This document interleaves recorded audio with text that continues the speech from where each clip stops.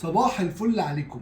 النهارده جاي اقول لكم كل قواعد عمل الرز الصياديه زي ما الكتاب بيقول، عشان دي بقى اكله تراثيه فلازم لها بقى لبس مخصوص وطقوس مخصوصه. فانت روح ولع ام كلثوم كده بصوت واطي وتعالى لي على المطبخ ويلا بينا بقى عشان نجهز. وادي كده الطقم جاهز، نبتدي بقى.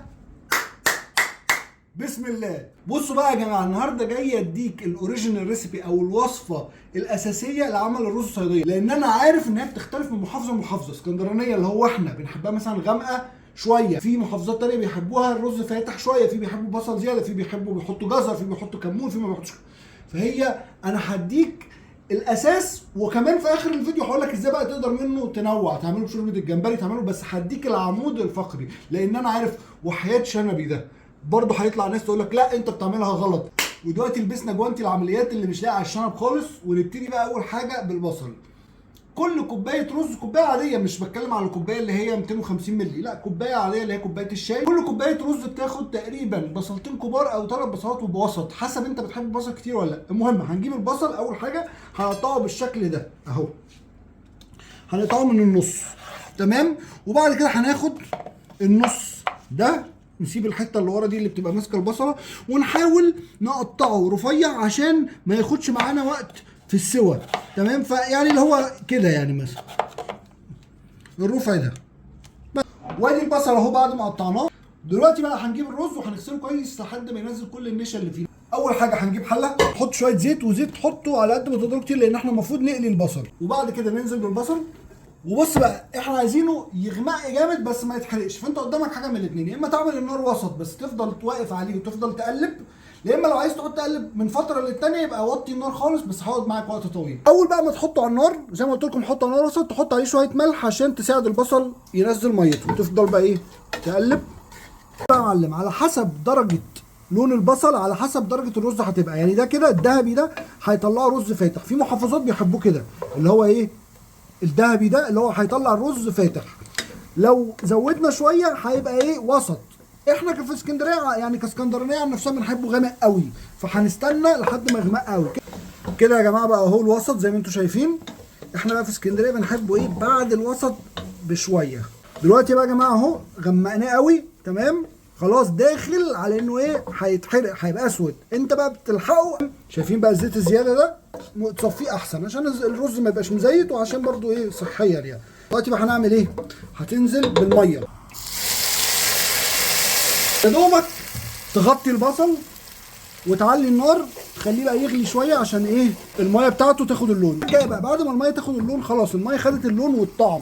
في ناس بتصفي البصل، في ناس ما بتحبش البصل ده يفضل في الرز. انا عن نفسي ومعظم اسكندرانيه بنحبه فبنسيبه في الرز.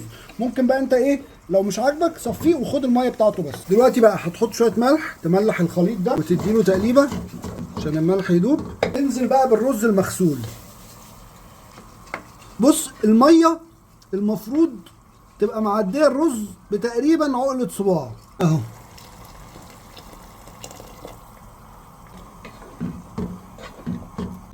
هتسيبها بقى لحد ما الميه دي تتشرب، واوريك بالظبط امتى هتوقف. انتوا شايفين كده خلاص شرب تقريبا، شرب كل ميته اهو خلاص تمام، وحجمه زاد. تروح عامل بقى وطي النار خالص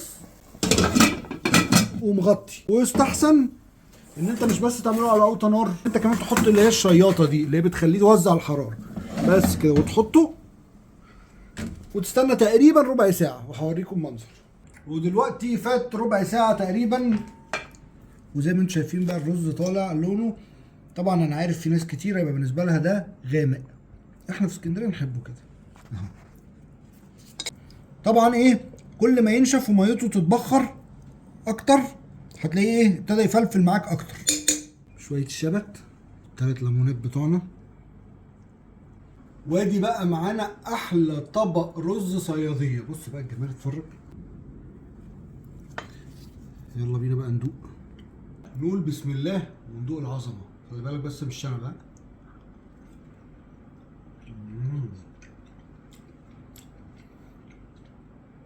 حاجه تحفه. بص يا معلم، انا اديتك القاعده الرئيسيه اللي هتمشي عليها. خد بقى عندك، عايز تحط توابل حط. في ناس بتحط كمون، هتحطها امتى؟ مع الميه وانت بتغلي البصلايه. في ناس بتحط جزر مبشور مع البصل وهو بيتشوح، في اخر تشويحه البصل بتنزل بالجزر. في ناس بدل ما بتحط ميه بتحط شوربه سمك او شوربه جمبري. في ناس بتحط جمبري مع البصل وهو بيتغلي قبل ما تنزل بالرز على طول. عندك بص افكار الى ما لا نهايه. لو تسالني انا بحبه على قديمه، بصل رز ملح ميه فقط. انت بقى عايز تشكل وتنوع براحتك يا معلم، تمام، براحتك يا معلم. انا بحب البلدي عشان البلدي يوجد. بصوا يا جماعه بعد ما نشف بص بقى مفلفل خالص.